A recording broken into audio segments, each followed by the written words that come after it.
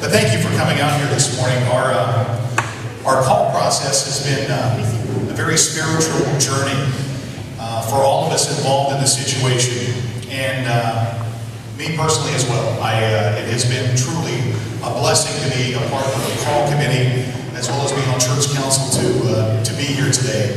I was looking at the calendar and realized that next week is the one-year anniversary when we said our farewell to Pastor Aaron. So I think it's kind of fitting that here we are welcoming Pastor Justin, Carrie, and Everett. Hopefully you guys had a chance to hear Pastor Justin either last night or here so far this morning. He'll have another round, another go at it here coming up at the late service. But for those of you that don't know, Pastor Justin is he's been called to us here, and he's an outstanding individual.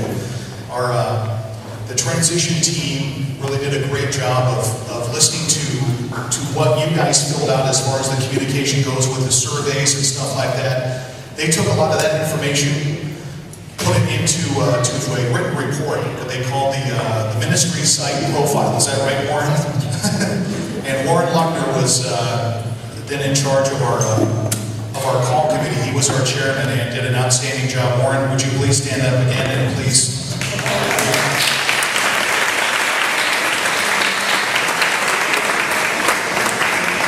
We had an outstanding call committee, and we got very close. And it's an honor to call you friend, and it's as I said, it's just been a blessing to be a part of this situation. But as we were going through the process, there were lots of candidates that really they were outstanding.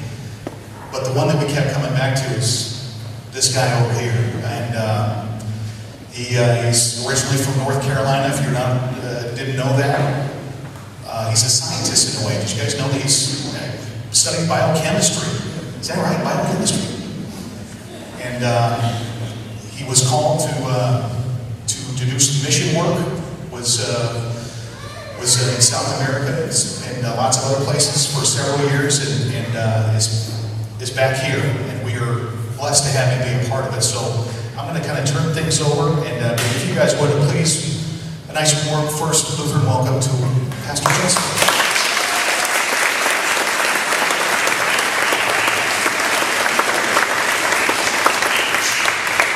Good morning. Good morning. This is working? Yeah, okay. Again, as you've heard many times, my name is Pastor Justin, and along with my wife Carrie, we're here as our visitors with you today. We'll give her a round of applause.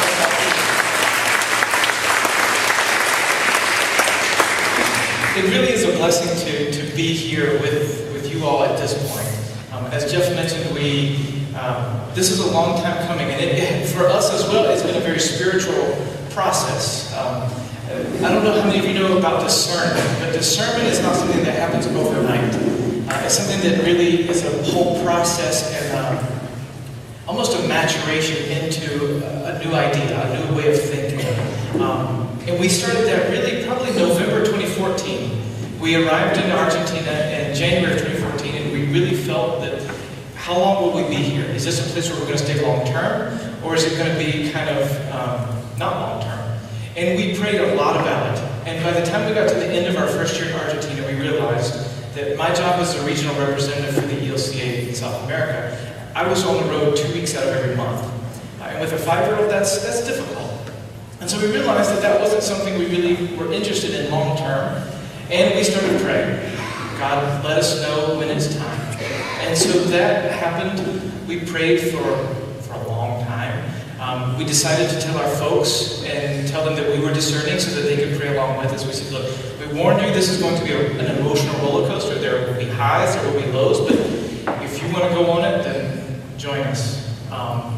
And so that's how we began our discernment to return to the U.S. And really it's not just a return or a move from like a pastor from northeast Nebraska to Lincoln. For us, this is really a cultural move from one continent to another. We only moved with 6 suitcases, so we're not waiting for stuff to come, which is good. But it really is a blessing to be here with you. As Jeff said, we're both from North Carolina. We're from small towns. Carrie's town has 2 stoplights. Mine has 1 and a caution light. And we grew up together. high school together. I'm a year ahead of her. We both went to North Carolina State University. I did graduate in biochemistry and genetics with a minor in Spanish. And you may have heard of Duke University. I did ovarian cancer research at Duke University before I felt called to seminary. And that brought us to Chicago, and then Carrie taught Spanish at Chicago Public Schools. And then one Sunday we were kind of walking out of church. This is going to sound crazy. Carrie, what would you say if I said I might feel called to serve the whole church, meaning go globally? She said, I would wonder how you were reading my mind. And so we realized that the Spirit was speaking to us separately, but that it was speaking the same message. And so we paid attention to that, and I accepted my first call as a pastor. We actually did it together as a pastoral team educator. Carrie was the educator, I was the theologian. And we trained lay pastors, we trained lay people how to be pastors in pastoral identity and Lutheran identity. I came out of seminary and started teaching seminary as a seminary professor, which is kind of weird. And then in 2013, I became the regional representative over 5 countries in South America. So that was kind of our journey up to now. And so here we are, and we give thanks to God for being here with you.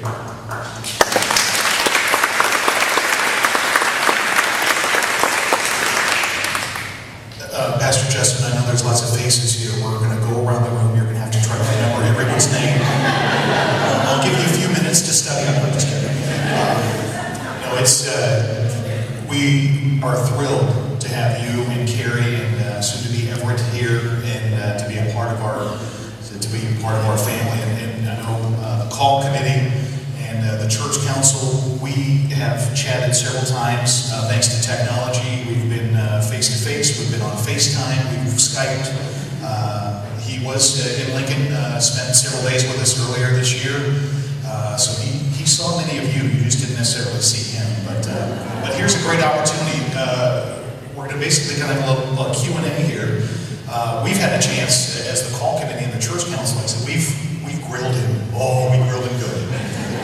But it's your chance to have, if you guys have some questions, anything from background to something about their lives and where they've been. We've got a couple microphones. We'll work the room as best we can. So who's going to be the first brave one to raise your hand and have a question? Feel free. Okay, it's just donuts and coffee the rest of the time. Warren, did you want to start it off? Did you have a question for him? That you get? Hold on, here we go. Get you. Everybody can hear you.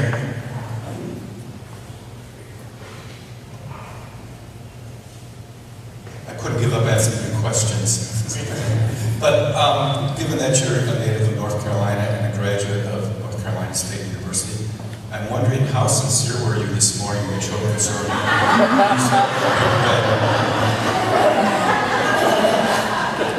Well, you know, red is the color of NC State.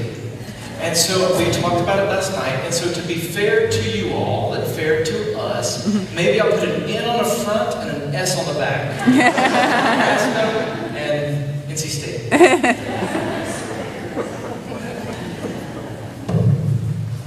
What it is that you need from us, being so far away from your family and coming to a new culture from South America. What is it that we can do for you and your family to make you feel a part of us and a part of Lincoln? Thank you.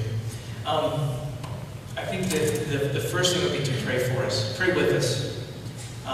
Prayer does amazing things. It moves mountains.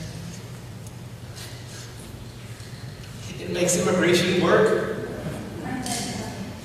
Damn immigration. It makes immigration work. It brought us here.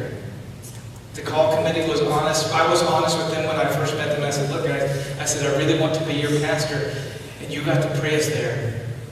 And they did. You did. And the call committee and the council.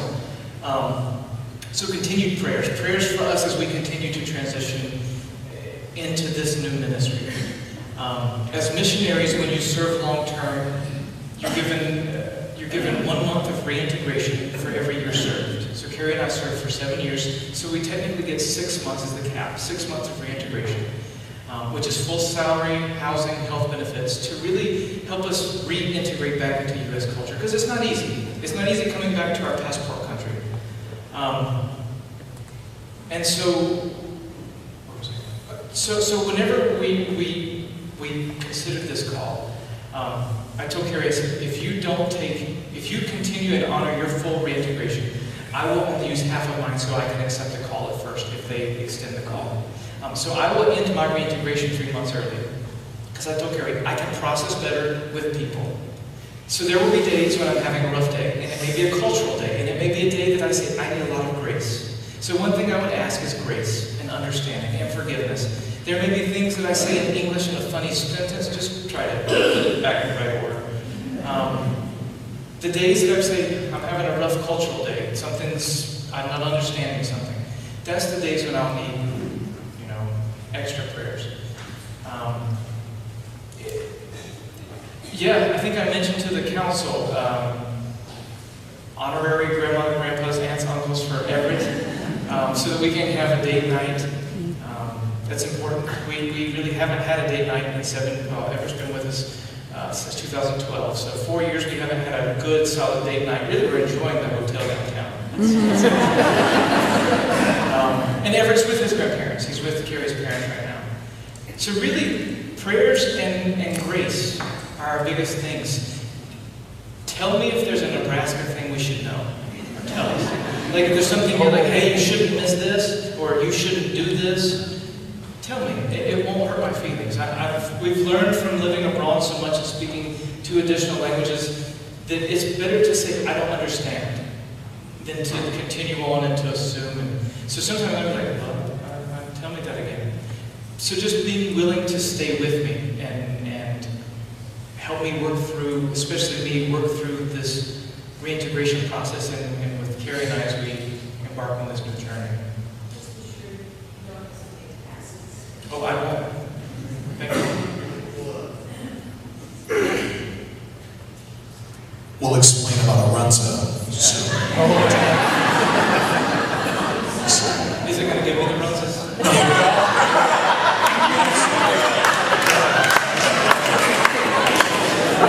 It may. It will. It's Happy Father's Day. Would you? Yeah, that's deserving. Every Father's Day.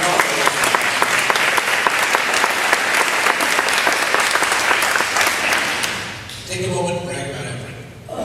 Oh, Everett's a ham. Everett is our life. Everett he's 5. He will be 6 on the first day of school here on August 15th. Everett's he comes up to my elbow, top of his head. He loves to sporadically dance. We're random dancers. We dance in our kitchen, we dance in the hallway, we dance to bring life and light to places. He likes Uptown Funk by Bruno Mars. If that gives you a clue kind of his personality. He's going to be shy at first.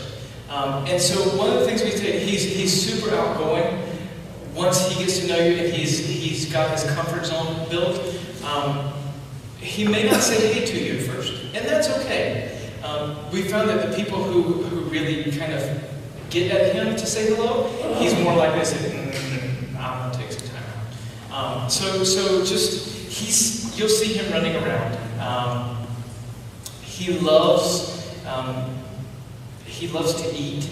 We all love to eat. But Everett especially loves to eat. His favorite dish is chicken and rice. FYI, in case he stays with you, he loves chicken and rice. He loves vegetables and rice with chicken. He drinks water and apple juice. He eats more than rice and chicken. That's his favorite. He eats. We have to tell him that salmon is pink chicken, even though you really don't want pink chicken. And then I told him that, because we eat a lot of vegetarian meals, and I said, so we tell him, we made special chicken, and it was eggplant. He was like, I don't know if I like this special chicken. I know, but it's chicken and rice, and it was really eggplant and quinoa. And he was like, so we play with him, and he's a goofball, and he loves monster trucks and Hot Wheels. He can turn anything into a car. Kid's got an imagination. He'll one day be an engineer. And he likes to make jokes. His jokes don't often make sense. It might be like, do you know why the basketball goal ran into macaroni and cheese? Because there was a chair. Get it? Just laugh anyway. Yeah, when he says get it, that means you're supposed to laugh. I was just going to say, you don't dance in worship. You understand we're Lutherans. You'll have to hold back. But, I'm just curious, what do you like best about being a pastor? Honestly, my favorite part, one of the things that pulled me to being a pastor was the privilege of being able to share communion, to give the body and blood of Christ. For me, being a scientist, sometimes I think very tangible, very scientifically. And for me, the sacrament of holy baptism and the sacrament of Holy Communion is the tangible grace of God. And so to be in that position of privilege, and that really requires a large sense of humility, of being the ambassador of Christ in that moment. And that's what really drew me to being a pastor first, was being able to say, this is the body of Christ given for you. I grew up LCA Lutheran before I became part of the ELCA. And as a kid, I was part of, I helped the pastor give out the wine. And so that was always something special to say, this is the blood of Christ given for you. And I think that's what really drew me to being a pastor. I drink tea. I drink hot tea instead of coffee. Just FYI, I have a little tea station in my office. I enjoy being with people. It's not always easy, but I enjoy being with people and accompanying people. And often that means that I definitely don't have all the answers, so I don't pretend to. To be authentic and to be able to mess up with other people and know that God still loves us. Podemos comer aquí, vamos a estar bien. Sí, estás aquí. Sí, pero gracias y sí. Vamos a charlar. Gracias.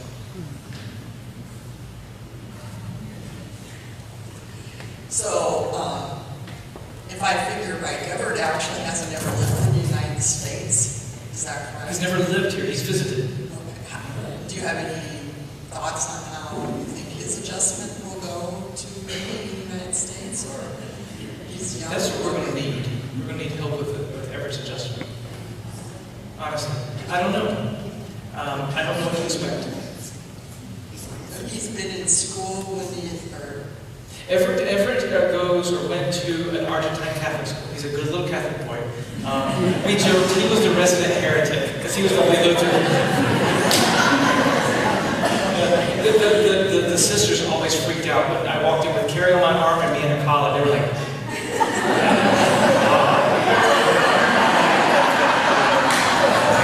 "You have a son?"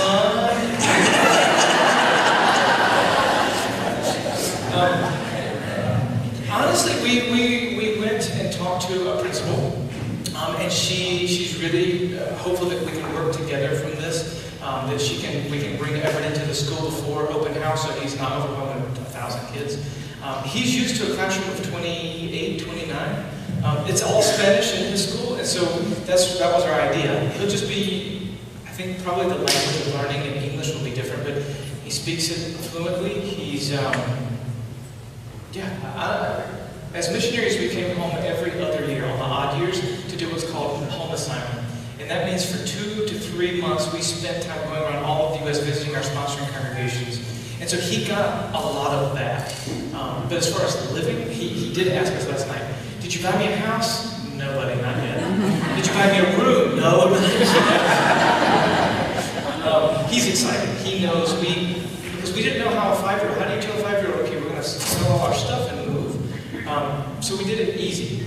And we let him decide what toys would come. And he's ready. He knows Nebraska. He doesn't know where it is on the U.S. map because we still use it as a world map. But yeah, he knows Nebraska. And he's excited. I sense a great deal of passion. And what? Passion.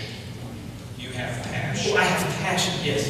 Are there any bad habits we need to know? Yeah. A bad habit.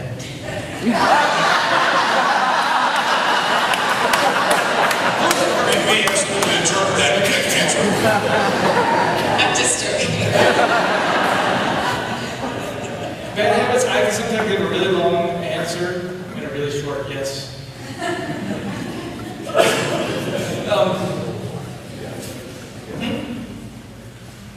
Oh yeah, and that's a cultural piece that we still hasn't come out of us yet. Is because in Bolivia, we work with an American Indian community because the Aymara people are American Indian, and the National Lutheran Church in Bolivia is all 90% American Indian Aymara.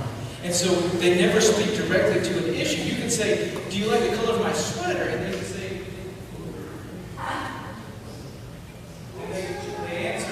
they answer, "Well, the color on the trees is green, but last week it was yellow, and I like blue." "What color's mine? Do you like this sweater?" "Yeah, I like alpaca." And so sometimes, it's because in a lot of oral cultures, you speak in a spiral. So you may ask me, what's the weather like? And I'll say, well, in South America, we're in wintertime now. And you really want to know, it's sunny outside. So that's a habit that I may either get used to it or I'll have to work out of it. But to speak sometimes in a spiral. I like metaphors. A pet peeve, I don't like to be late. That's just me. I don't like to be late for things. I like to be early.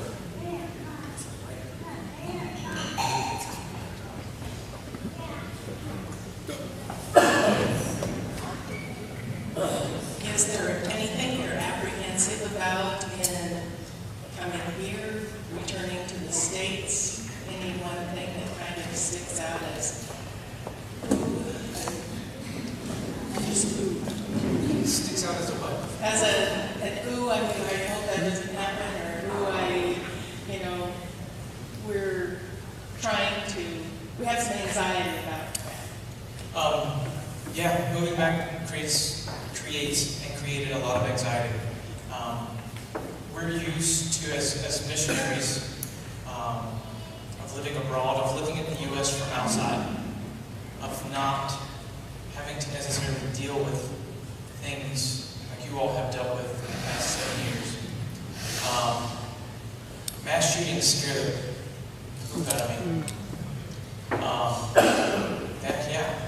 When I was asked to do the first interview, Natalie asked me, and she read the whole thing. And the first words that she said, "What's your first reaction?" Don't think, just what's your first reaction? And my first words were, "Thank you." Thank you, because it has to be said. We have to have it. We as the church, not just First Lutheran, we as the church have to have it. We're no longer living in a day and age where we can say, all are welcome, because usually there's a little asterisk beside all are welcome, and it says, as long as you're like us. And I think nowadays, we say who we are. It's part of our proclamation. And so I say thank you. We read ourselves into that, being a bicultural family, because we're included in that. Not everybody would like a little Bolivian kid running around. We've been in places where Everett goes in first, and the store's like, where's your mom and dad? We walk in, and the tone changes. I'm like, I saw you. So to know that we can talk about it. I'm usually not shy to talk about anything, really. It's that same medicine, different dosage, ready to go. It's the same medicine, different dosage. I'll talk about most everything, hopefully pastorally. But I appreciate it, and I think that it's still new. I'm gathering it's still new. So it'll take some living into it and owning it and saying, this is who we are. I remember that whenever I talked with the council and it was mentioned, I said, with a strong gospel message like that, some people may not feel called to be a member of First anymore. And that's okay. It's okay that some may leave us. And it's okay that others will come.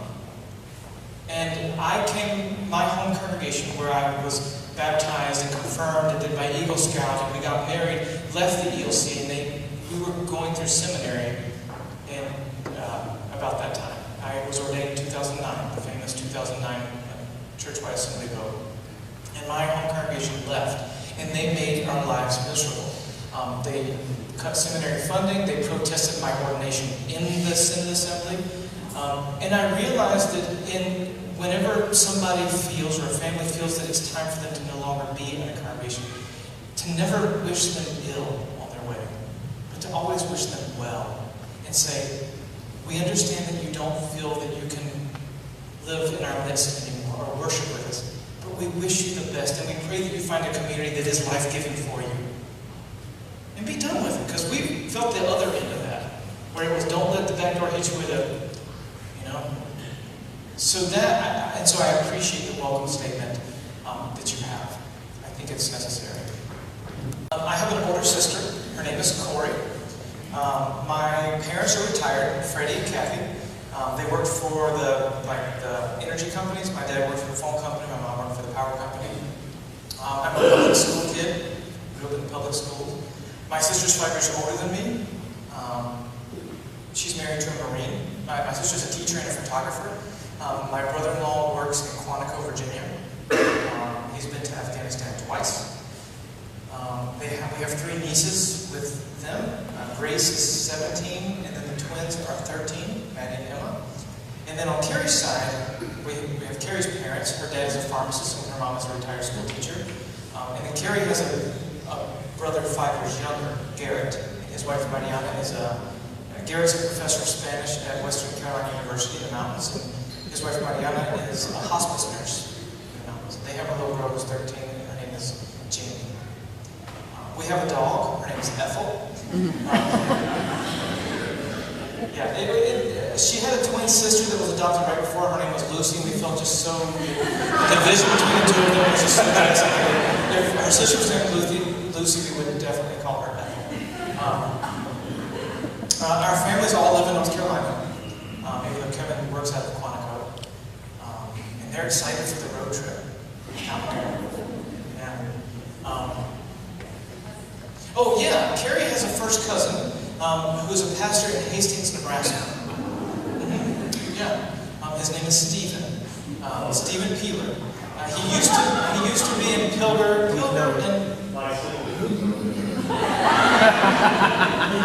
and it's funny, he calls me Cousin Justin. This is Cousin Justin, Cousin Carrie. But it's interesting because Everett's only other boy cousin is their son Andrew, who is 5 and will start kindergarten in the fall. So we do have family here. It's true.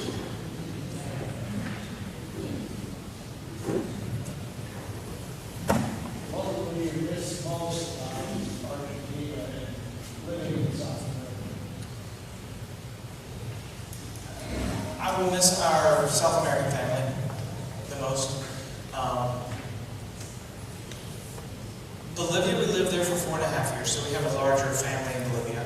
Our goddaughter's there, and in Spanish you have compadres and comadres. And so our compadre and comadre live in Bolivia with our goddaughter.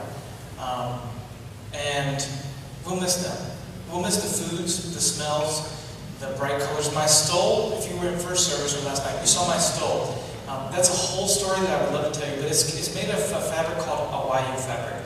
And it's what in Bolivia the indigenous women carry their children in. But it's also what we carry food into potlucks, and we have a ton of them because it's like a canvas material, and so we wrap everything in it. And it's just bright and colorful, and so I will miss that. I will miss, while traveling was hard on the family, I will miss traveling because I met a lot of friends and saw beautiful places.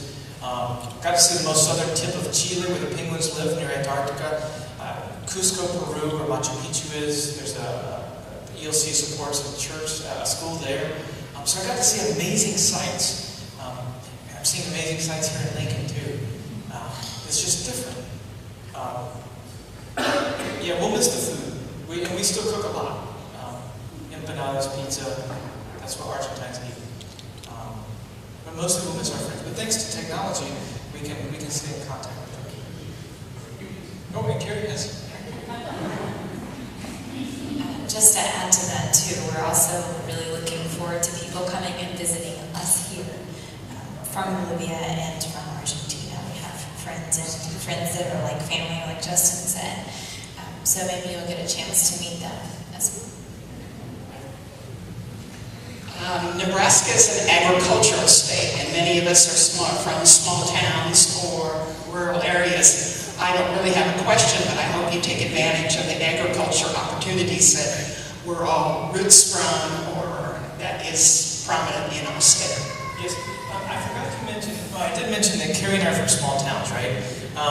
So growing up, we grew up out in the county, not even in the town. Carrie did 4-H and showed horses. And I was a Boy Scout, and so we did camping. And so ag is really, that's partially why we went to state, because state is the ag school in North Carolina. And so we have a deep love and passion for ag and ag extension and agricultural education. We want our kid to know where his food comes from, you know, and we are supporters of local farms and local producers, because that's part of what it means to be community together. So, yes, amen to small town local agriculture. We'll probably start wrapping things up here. Any final questions, comments for Justin or for Carrie before we wrap things up?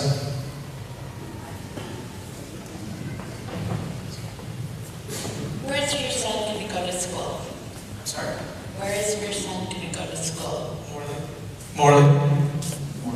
And the reason why is because with that cultural piece, you asked me about the cultural piece for Everett and his kind of accustoming. We wanted a place that was close by, so that if during the day, for whatever reason, I can go visit him or I can go eat lunch with him. And so that's why we chose Morley.